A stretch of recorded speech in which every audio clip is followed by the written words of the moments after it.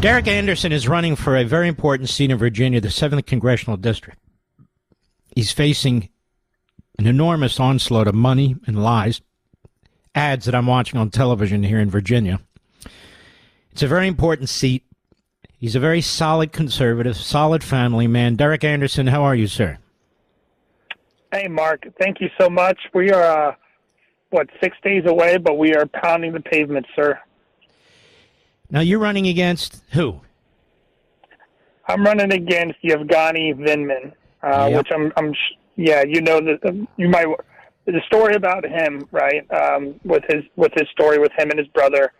As we all know, my opponent Vinman is focused on his past. He's focused on his revenge tour with President Trump and doubling down on Kamala Harris and Joe Biden's failed policies. But, we're focused on the future. We're focused on making things affordable for folks in Central Virginia, making our communities safe, making sure our border is secure. What's interesting, you mentioned it, Mark, my opponent continues to lie about me for a variety of reasons. The reason why he's doing it is because he can't answer questions about the lies that he's told about himself, right? He's lied about his military record. He's lied about his rank. He's lied about his time overseas, saying that he used weapons of war in the battlefield, when he knows very well he didn't. And look, Mark, I'm a former Green Beret with 6 deployments overseas, including Iraq and Afghanistan. This guy's not going to out-army me, right? And if he's willing to lie about this, what else is he willing to lie about? So, that's why this race is so important. We're getting outspent 10-1 for my opponent, but all polls are showing that we are completely tied. And that's why it's so important for folks like your listeners to go to DerrickAnderson.com. That's DerrickAnderson.com to come support us, help us out to get over the finish line, to make sure that someone who only wants power is not in power, and that someone who's from the district, that grew up in the district, help a Green Beret get into Congress. Tell us about your district, the towns that are in your district, and is it Republican, Democrat, marginal, who knows? So this seat, Mark, was held for decades by Republican. In 2018, we lost the seat to Abigail Spanberger, who, as we all know, time and time again, has said that, she's a moderate. When she's not, she's voted with Nancy Pelosi, 100% of the time. But look, my district is in Central Virginia. It centers around Fredericksburg. I grew up in Spotsylvania County, where my mom owned small businesses, but we've got Spotsylvania, we've got Caroline, King George, Fredericksburg, Stafford, the eastern side of Prince William County, so that I-95 corridor, Culpeper, Orange, Madison, and Greene. So, we've got a microcosm of the United States. We've got the mountains in the west and the Piedmont. We've got the east where the Potomac River is, and we go up to the northern Virginia sprawl up towards Prince William County. So we've got military installations like Marine Corps Base Quantico, where 2 illegal immigrants of Jordanian descent attempted to breach the front gate posing as Amazon drivers.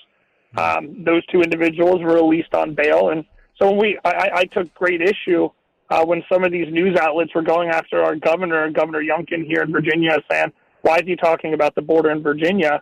Look, the border crisis is making every state in the United States a border state, and we're feeling it in Virginia, especially when you're seeing 5 people a day in the Commonwealth of Virginia overdosing on fentanyl, Mark. So, we're feeling the pain here in the 7th Congressional District. I was up at the slug line today in Stafford County, where folks can pick up a ride to get up to Northern Virginia. And a lot of them are doing it because, they can't afford the gas or the tolls. So they try to carpool up there. And the number one thing I hear time and time again from folks, Mark, is they can't afford to live. They can't afford to live. A quarter of Virginians right now are delinquent on their credit cards, Mark. This is insanity. So it's time that we start making change. That's why this election coming up in 6 days is so important. Vinman is notorious to most of the country because of his leaks out of the White House, isn't he? Yeah, Mark. So that's his entire story, and that's why I find it very interesting that his entire race is centered around a revenge tour with President Trump. We've seen his sister-in-law state some of the most horrendous comments that you've ever heard. I don't even want to repeat them, but after the second assassination attempt of President Trump, she made some very disparaging remarks against President Trump, and I thought, this is the kind of people that we're dealing with. They don't care about the people here in the district. They care about power. They care about fame. They care about themselves. And that's what's so disheartening to me, especially when I'm somebody who grew up. I mean, the chairman of the Board of Supervisors in Spotsylvania County, we went to middle school together, Mark. So, I mean, this area I care about. I went and served my country overseas in Iraq and Afghanistan, had the opportunity to go to law school. And then I come back here, and after seeing the botched withdrawal of Afghanistan, seeing those individuals clutched to the side of an airplane, seeing babies being thrown over barbed wire, seeing those 13 U.S. service members being killed, considering that I lost 5 of my guys in Afghanistan, that's why I jumped into this race. And when I see somebody like him who lies about his military rank, lies about his business dealings, lies about me, someone from the district, it really is disheartening to see that's what he is. But again, that's why we've been putting the pedal to the metal, Mark. That's why, we're up every morning early going to these commuter lots. That's why we're going to early voting locations and talking to folks. Because I can tell you, up and down my district, east to west, north to south, people want to see change, and they're sick and tired of the current administration and my opponent, who would be a rubber stamp for their policies, do the same old for the last 4 years. It's been a disastrous economy, a disastrous border. You're listening to Derrick Anderson. He's running for the Virginia 7th Congressional District, which is a swing district. It goes in both directions. He's running against Vinman, who's a reprobate, who is a very, very nasty and evil guy. I can see from the ads they're attacking you personally, attacking your family personally. They have an enormous amount of money. DerrickAnderson.com if you can help him. Derrick Anderson.com. It'll be on all my social sites. Derrick Anderson, you're a combat veteran. You served your country bravely. You come back to your country, you see this guy Vinman, who's a reprobate, what he's trying to do to you, destroy your reputation and character. You see what the Washington Post and these other phony newspapers are trying to do to you. You see a political party, at the national level at least, that is organized, that raises money for the purpose of destroying their opponents. They don't really want to stand toe-to-toe. They don't really want to have a real debate with you over the issues. Sometimes do you scratch your head and say, what the hell's going on here? Yeah, Mark.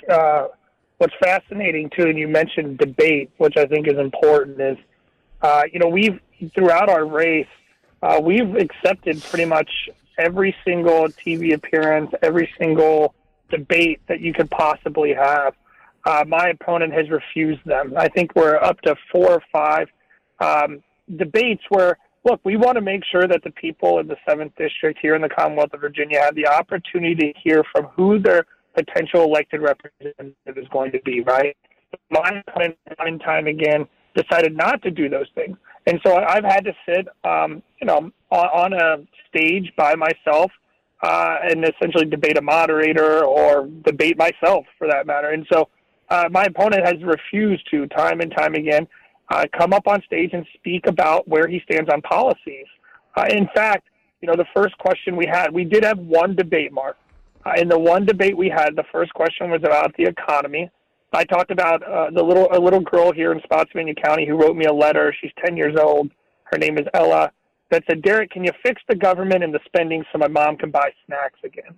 And I talked about what their family was going through, the fact they can't save for the future, they can't save for their kids' college education or for their retirement. I talked about how we need to stop the overspending. We need to make sure we keep taxes low. We need to get a balanced budget. We need to get U.S. energy back up and running. And I posed to my opponent what his plan was, because we've seen that Kamala Harris and Joe Biden have had a failed policy when it comes to the economy.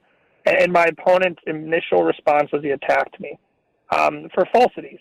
He lied. He lied on stage time and time again. And this is what we're dealing with, Mark. We're dealing with folks that have no plan for our future. Again, they care about themselves, so they will lie to any extent to gain power. And so, I'm very confident in what's going to happen on November 5th up and down the ballot. I'm very confident in what we're doing here in the district because, again, all of our small businesses in the district, Jimmy's Stop and Shop, which is, here in Spotsylvania County, it's a smaller stop, but it's a community-based area. I speak with them quite often, and the number one thing I asked him, I said, Jimmy, what's killing you in your business right now? He just pointed up at the lights, Mark. He says, my electric bills are killing me right now.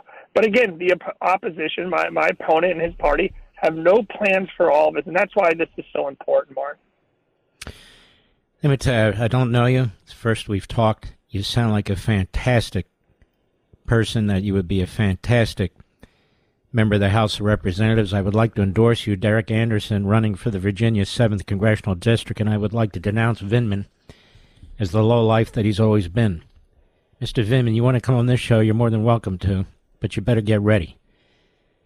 This is not some kiss-ass program for you and other leftists. So I just want to say, Derrick Anderson, you'd be a great candidate. So if people want to help you, where do they go? I mean, a great congressman. Where would they go? Yeah, Mark, if folks want to support me, get me over the finish line in these next 6 days, whether it's door knocking, whether it's phone calls, whether it's a donation, every bit counts to combat their lies. They can go to DerrickAnderson.com. That's DerrickAnderson.com to help get a Green Beret up in Congress. Man, I'd love to have you there. All right, my brother, you take care of yourself. Keep at it, okay? Thanks, Mark. Much appreciated, brother. All right, you too. Derrick Anderson, this guy would be great. Doesn't he sound it?